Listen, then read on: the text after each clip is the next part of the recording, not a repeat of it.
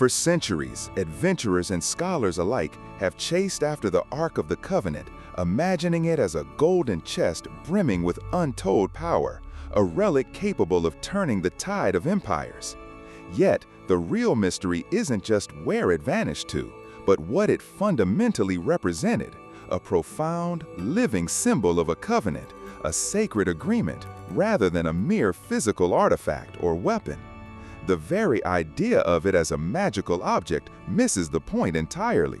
When the Ark was first commissioned at Mount Sinai, it was a precise instruction from the divine. Ancient texts meticulously describe its acacia wood structure, overlaid with pure gold, topped by the mercy seat and 2 cherubim. Inside, it held the tablets of the 10 Commandments, a pot of manna, and Aaron's rod that had budded.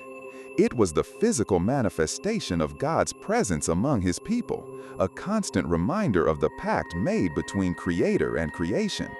Imagine traversing a barren desert, every step uncertain, and knowing that this sacred object, carried before you, signified divine guidance. However, as generations passed, that profound spiritual understanding began to erode. We see glimpses of this shift in the historical narratives. During Israel's conflicts with the Philistines, for instance, the Ark was brought to the battlefield, not as a symbol of faith and obedience, but almost as a lucky charm or a tactical weapon. The Israelites believed its mere presence would guarantee victory, detached from their own spiritual state. When it was captured, the deep despair wasn't just about losing a sacred object, but the crushing realization that their mechanical faith had failed them. It's as if they grasped the container, but let the true essence slip through their fingers. Eventually, the Ark's story becomes one of a silent disappearance. After centuries residing in the temple built by Solomon, it vanishes from historical record, likely before or during the Babylonian conquest of Jerusalem in 586 BC. Jeremiah, one of the prophets of that tumultuous era, even foretold a time when the Ark would no longer be missed, nor would another be made. He spoke of a new covenant where the law would be written not on stone tablets, but on the hearts of people. This prophecy suggests a profound intentional shift. Perhaps the physical Ark needed to recede for its deeper spiritual meaning to emerge.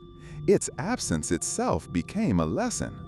Today, countless expeditions scour remote Ethiopian churches, hidden tunnels beneath Jerusalem, or forgotten desert caves, driven by the enduring allure of the Ark. People still fixate on its physical recovery, dreaming of its extraordinary powers. But what if the very act of seeking a tangible object prevents us from grasping the intangible truth it always pointed towards? What if the real treasure isn't a gold-plated box, but the concept it embodied, a promise of divine connection, a covenant of grace which transcends any earthly container? Esta ideia desafia uma tendência humana profundamente enraizada, a nossa necessidade de concretizar o abstrato. Nós construímos templos, criamos ídolos e buscamos provas tangíveis, talvez esquecendo que o divino muitas vezes se manifesta não em ouro e cedro, mas na humildade, na justiça e na compaixão. A própria busca por um objeto externo, por mais poderoso que seja o seu simbolismo, corre o risco de transformar uma profunda verdade espiritual numa mera perseguição arqueológica. Imagine gerações obcecadas em redescobrir uma casca vazia, enquanto o espírito vibrante que outrora habitou já seguiu em frente, procurando um novo lugar para residir.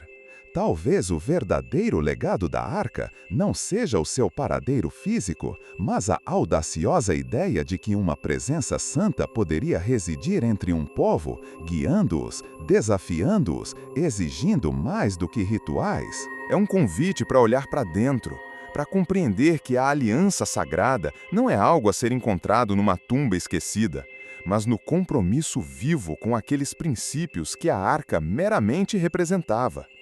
Continuamos à procura de um recipiente, quando o tesouro pode ser o próprio ato de buscar um relacionamento, um diálogo de coração a coração com o divino. The revelation ancient wisdom offers is this: the ark was a foreshadowing, a temporary dwelling for a much grander, more intimate presence. The New Testament speaks of a new covenant, not housed in an ornate chest, but established through sacrifice and a spiritual transformation. It suggests that the true ark, the living embodiment of God's presence, is not a relic to be found, but a reality to be embraced within the human spirit.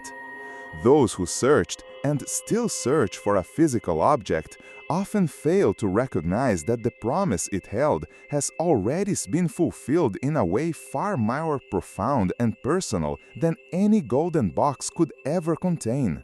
We chase shadows sometimes, unaware that the substance has already arrived.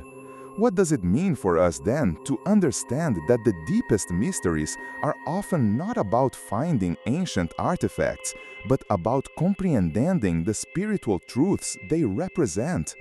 Are we, in our own lives, sometimes searching for physical manifestations of something that is ultimately spiritual?